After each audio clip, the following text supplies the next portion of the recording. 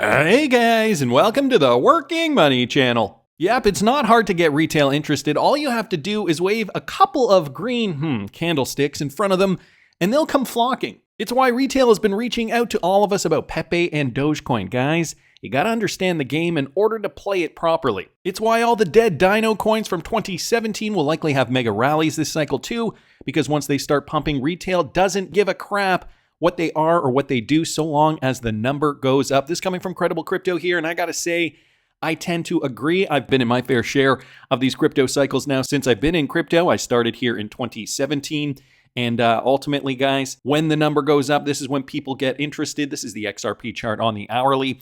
And right now, as the time of this recording, XRP is trading at 62 cents. And, there has been some renewed excitement in the space, but this will change definitely once we do see some big green candlesticks to the upside, kind of like what we saw back in here when we did recently get that XRP lawsuit verdict. The Judge Torres verdict brought XRP up in one single day, up 100%. So guys, that is possible. When they talk to you about market cap saying, well, it's too much, and how high could XRP really go? It went up 100% in one day, 24-hour period. Again, this is the daily chart. This is one candlestick, one green candlestick. So it is possible. We're just not seeing, the FOMO kick in quite yet for XRP specifically. Extreme greed, though, in the space. A lot of other cryptocurrencies have rallied. We're at 88 for extreme greed, and the market cap still sitting at about $2.51 trillion. 24-hour volume, though, has gone down quite a bit. Bitcoin dominance still holding on, 52.2%. So Bitcoin and altcoins rallying in conjunction with one another. In the last 24 hours, we've seen a slight decrease for Bitcoin, down 0.66. Some coins that are still up, like Solana, 6.24% to the upside. XRP's up a little bit, 1.31. We've got Avalanche, AVAX up 4.73. Matic is up 5.7. So you can see some slight increases. Near Protocol's up quite a bit, 24.88. But we're seeing a mix now of green and red in the space. So a bit of a cool down for the cryptocurrency market as a whole. Let me bring up the Bitcoin chart here. But guys, check that out. On the daily, Bitcoin still looking very, very bullish here. Formulating, that upward trend, still moving to the upside, that upward channel. Throwing it on the hourly. You can probably see a little more detail here. Let me throw that on the hourly for you guys. We did see that initial dip down, but boom, rebounded quite nicely up here. And so I guess we got to stay above this level down here, which is in and around $59,000. That at this point in time seems very, very easy to do. Although, again, this is the hourly and anything can still happen. We are very, very close to this all-time high, though, 69,200 per BTC. And once we surpass that, remember what Anthony Pompliano said in yesterday's video? If you guys didn't catch it, I will link it up here in the top right-hand corner. In all bull runs past, what he said is it basically took, as soon as Bitcoin surpassed its all-time high from the previous bull run, it took 18 days, I think it was 18 days or less, for the cryptocurrency to then double. So $70,000 to $140,000 potentially. This is what we could see in the next 18 days once we do see this Bitcoin pop. So another interesting metric that I didn't know about until yesterday. So as XRP flounders, at least right now, people are noticing not great. 62 of the top 100 cryptos are outperforming XRP. Now, this is an assessment of the top 100 cryptocurrencies. And most of them, I'm actually quite surprised XRP is not lower on the list. Most of them are surpassing XRP over the last year, according to Coin Codex. Is this just a function of XRP moving last? Now, I've said in the past, XRP does move last, and it does move fast. Outperformed by 62% of the top 100 cryptos in the last 1 year, outperformed by Bitcoin and Ethereum even, down 84% from its all-time high. Yearly inflation rate is about 8.76. So let's just take a look right now how far it is down from its all-time high, because even though we did see XRP move, you're right, it has not moved as much as other coins, obviously. So from its all-time high, we're down now about 68%. I guess since the low, it was down 85.4. But I'm not worried, guys. Like I've demonstrated in former videos, when we did see the Bitcoin bull run really ramp up, XRP was just kind of trading sideways from September 2015 throughout 2016, all the way to the beginning of 2017 before a huge pop to the upside. So remember where the market was back here? It was doing this consistently, and XRP was doing this. So Same kind of idea. I've been getting phone calls, texts, all kinds of communication from people in my real life who now really want to get into crypto. Some people, their money is still locked up though, and they cannot invest yet. One person actually told me, she said, I'm not going to get my money until April the 1st. What should I do? And I said, it's getting a little late. But to be honest, I do still think there is time. Obviously, you're not going to make the kinds of gains that you would had you put your money in back in December of 2022, for example. But guys, there are coins, there are still opportunities. XRP whales are accumulating 39 million XRP. So there are still whales accumulating cryptocurrencies, the low flyers, and XRP is still one of those low flying coins. I just recently did an update for my Patreon subscribers at patreon.com/workingmoneychannel. It is only $5 a month if you guys are interested to see what I'm trading. There are still low-lying coins, guys. Some of the coins in the $10,000 plus portfolio have not taken off yet, and I did just get into a new position just yesterday. So if you guys are interested, you can find all that at patreon.com/workingmoneychannel. XRP, though, one of those cryptocurrencies. Here's a thrilling plot twist witnessed recently. XRP, a cryptocurrency backed by Ripple Labs, curated a tidal wave of speculation among crypto market traders and investors globally as the token noted two substantial accumulations from the Binance exchange. So what did we notice right down here? You can see there was two whale alerts collectively accumulating 38.7 million XRP in a series of two transactions. The first transaction showed 19.21 million XRP, worth about $12.03 million, accumulated from Binance to an unknown wallet. And then the second one garnered 19.49 million XRP, worth about $12.20 million from the same centralized exchange to another address. And then they give the addresses here. So, we don't know who these people are. We do not know if they're organizations, if they're hedge funds, if they're independent traders, what have you. But what we do know is that they're accumulating XRP and they're doing it through Binance. So the price now not scaring anyone away. In fact, it is attracting buyers because they're realizing, okay, I can still get XRP for a steal of a deal before that euphoria phase does kick in. So wanted to thank DJ Peter Vest just for pointing that out. Also wanted to note this, guys. Pro XRP lawyer is now accepting crypto donations for his campaign against Elizabeth Warren. This coming from xrpnews.crypto. And John Deaton now setting himself up to receive crypto donations for his campaign. You guys probably already know the story. The prominent crypto advocate made this known during a recent tweet urging his 323,000 X followers, which comprise mainly crypto enthusiasts, to support his bid to unseat any anti-crypto senator, or rather the anti-crypto senator, Elizabeth Warren. Yeah, that's who it is. I hope you will chip in and support our efforts to retire Elizabeth Warren, he remarked. A smart move? While Deaton's intentions to accept crypto donations for his political campaign is considered to be a smart move, the Senate candidate already has a massive fan base with the crypto community. His contributions to the legal tussle between Ripple and the SEC cannot be overemphasized. Deaton was instrumental in convincing the judge that Ripple's programmatic sales of XRP on digital exchanges do not constitute an investment contract. And we already do have seen some people in the crypto space already donating to John Deaton. I think, it was Charles Hoskinson. He did come out saying that he had already donated the maximum allowed for a donation, I guess an independent singular donation to John Deaton. So, we've already got, even Brad Garlinghouse gave John Deaton a shout out. Obviously, his name is already very, very widely known in the crypto space. And if he can be the one to unseat somebody like this, Elizabeth Warren, that would be great for crypto. That'd be great for us.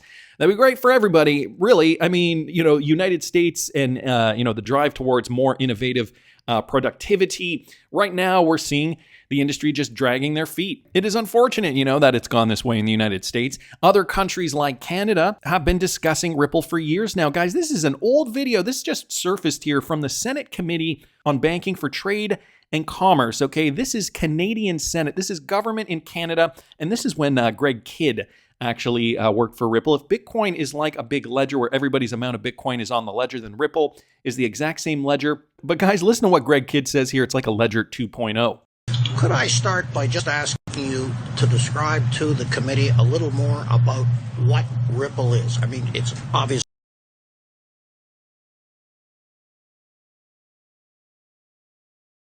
I start by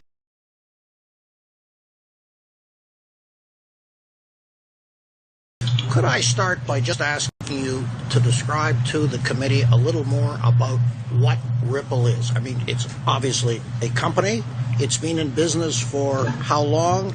It is now currently handling transactions for banks, other currencies around the world. Could you just give us a little more background as to Ripple?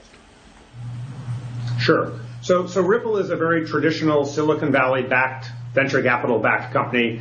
It's raised money from the likes of Google, Andreessen, Horowitz, IDG, the Chinese.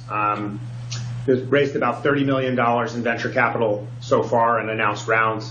As I mentioned, there's 95 folks. So it is a company that has mostly engineers working on building this protocol. And again, to think about the protocol, if Bitcoin is like one big ledger, where everybody's amount of Bitcoin is in that ledger, Ripple is the same, except the ledger includes every form of currency. So instead of just holding Bitcoin balances or XRP balances, think of it as like one large spreadsheet that everybody can see and everybody can use, but the balances also include fiat currencies. It could also include commodities such as gold and silver. So the part that is like Bitcoin is that there is a distributed ledger. Most of the engineers here are sort of ex-Bitcoiners. It just is that they extended the protocol to include all currencies rather than just simply the Bitcoin. And it also allows the use of market makers, people that are willing to trade from one currency to another to actually operate within the protocol. So yes, that is Greg Kidd explaining to the Senate committee in Canada how XRP works. And, I just have one more quick clip here. Greg Kidd, Chief Risk Officer at Ripple Labs, says you can hold Bitcoin on the Ripple ledger just like you could hold Canadian dollars. This is how early countries like Canada were on this. Watch this. If I wanted to do a transaction in Bitcoin between here and Somalia, just pretend, could I, and I want to do it in Bitcoin, could I use the Ripple network to do that? Yes, Ripple will allow, it won't know that it's going to Somalia. There's no concept of geography. But in either it of would these use technologies. Bitcoin. You could do Bitcoin. You could hold Bitcoin on the Ripple ledger, just like you could hold Canadian dollars. I see. Very versatile, and I don't know when this video was from, obviously when Greg Kidd worked at Ripple, but it looks ancient. It looks like it's from the 90s, actually.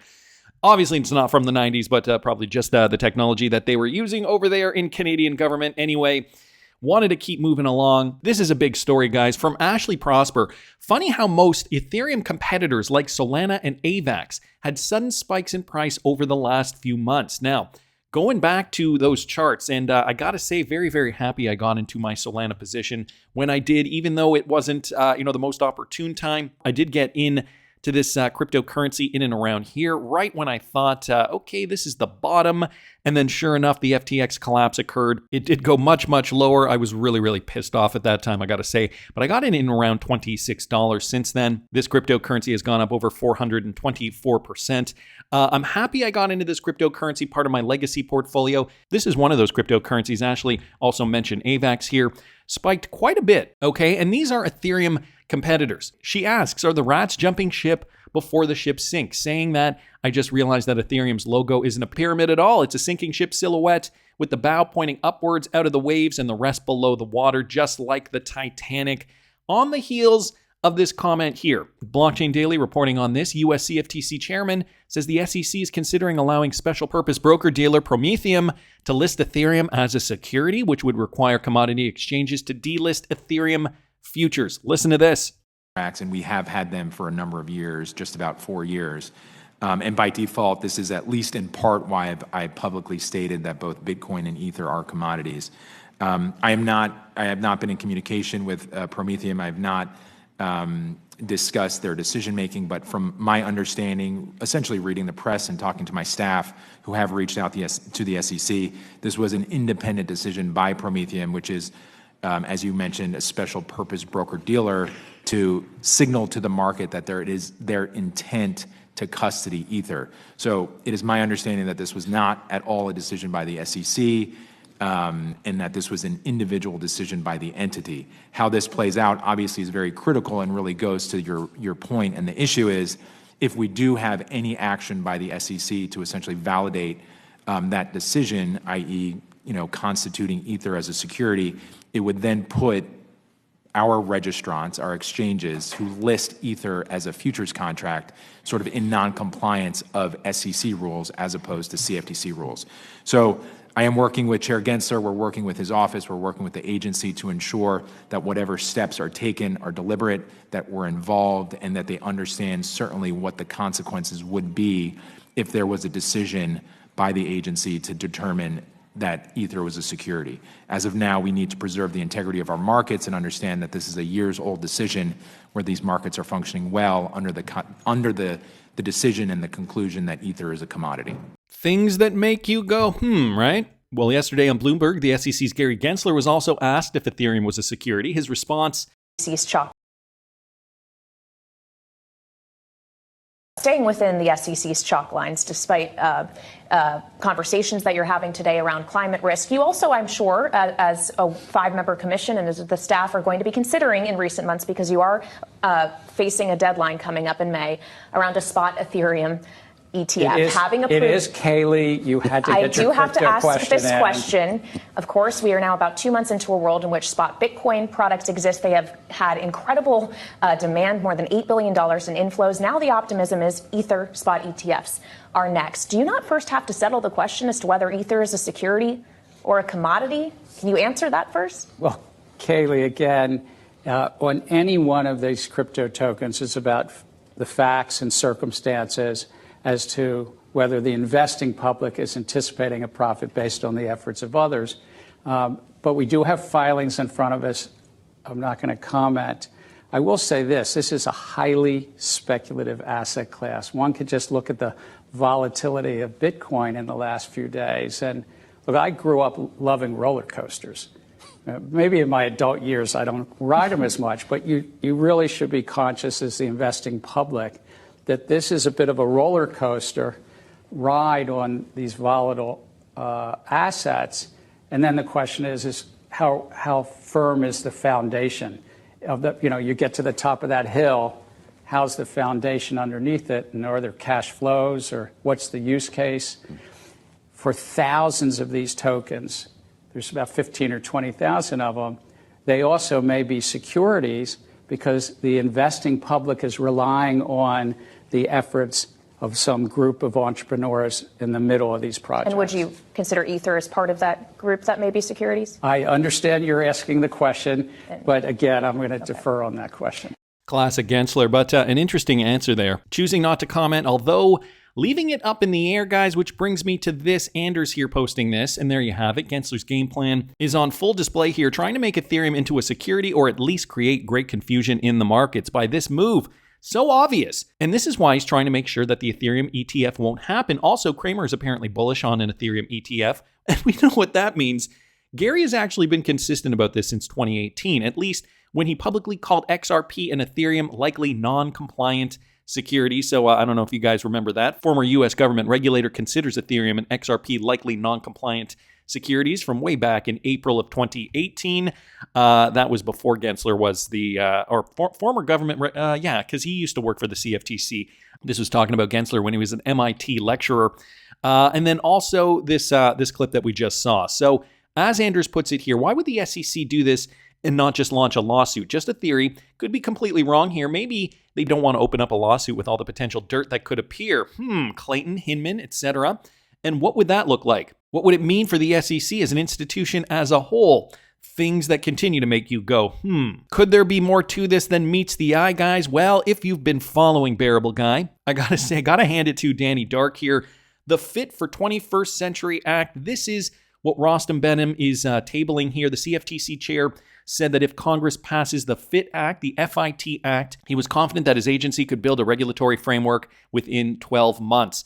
Now, 12 months, that would probably bring us near the end of the crypto bull run, is my guess, roughly, give or take, right? A few months here or there. And then he posts Lodestar 3. Yes, the Bearable Guy, Lodestar. Regulations are something that are being dealt with, but be confident that Ripple, their allies, and that beautiful XRP is ready. Again, this is from Lodestar 3 here, and I'm just going to bring up some screen grabs just with that. Regulations will still be a wrench, and they are still being thrown freely by the king and the powers that be. This was from back in, I think, 2019 or so. The bear tends to get a lot of questions regarding words and phrases that are spotted out in the wild. Yes, the powers that be, old money, and others have been using words and phrases as cues for ages beyond imagination to enact plans within plans. If you keep your eyes open, you can see how it all fits. FIT in capitals, the FIT plan. So Rostam Behnam passing the FIT Act. Guys, this all goes together. Check this out. Congress needs to act on crypto regulations. This was just from a couple of days ago, March 2024. This has to do with the FIT Act. CFTC Chair Rostam Behnam said that if Congress passes the FIT Act, he was confident that his agency could build a regulatory framework within 12 months. So crypto is not going away. Bearableguy also mentions this. If you keep your eyes open, you can see how it all fits. Molasses regulations moving slowly. You guys remember that tweet from August 2019? Also, Christine Lagarde musters ECB team for huddle at cattle fit for an empress. Another interesting connection there. And then the FIT Act over here from July 2023. Digital asset legislation moves out of committee, ready for a House vote. Again from July 2023, including among this legislation is the FIT for the 21st Century Act, an unprecedented joint effort to bring digital assets into the regulatory perimeter, a historic step for the American cryptocurrency industry. Things that make you go, for sure. Gotta thank Danny Dark for that observation. So how close are we, guys? Another great observation here from Alex Duquette. Bearableguy and the North Star. Remember that one? Another riddle here, explained by Astro_Alexa on TikTok. Guys, you gotta listen to this. This is once-in-a-lifetime stuff. Any day now, a very bright star is going to appear in the night sky. The star is called T Coronae Borealis, and it's about 3,000 light years from Earth, and it hasn't been seen without a telescope for 80 years. But this year, it's going to become as bright as the North Star pretty much all of the sudden, and it's only going to last a few days. Whoa. Did she just say as bright as the North Star? Yeah, I think she did. This is a recurrent nova, which is essentially a binary system, so two objects, a white dwarf and a red giant. And the white dwarf collects materials from the red giant and the area around it. And all of this accumulates to create a dense atmosphere. Well, eventually that atmosphere gets heated too hot and it starts fusing and it explodes off the star, which is very bright. And this happens at regular intervals, but we actually only even know about 10 recurrent novas, and this one has the longest time between eruptions. So here's what the brightness looked like 80 years ago. See the dip before the eruption? This is what it's looking like now. Look at that dip. It will probably explode sometime between April and May of this year, but it could literally happen any day now, and when it does, it will be in the constellation Corona Borealis. So as Alexandra says here, this could happen between April and May of this year. The North Star, are we getting FIT regulations? Is the molasses jar finally tipping over? Is Rostam Behnam of the CFTC giving us a clue as to when we're going to see XRP utility unleashed? I don't know, guys, just a theory, just my opinion, but I want to hear what you guys think. Please subscribe to the channel if you haven't already. Like the video if you like the content I'm providing. I always love hearing your comments. See you in the next one, guys.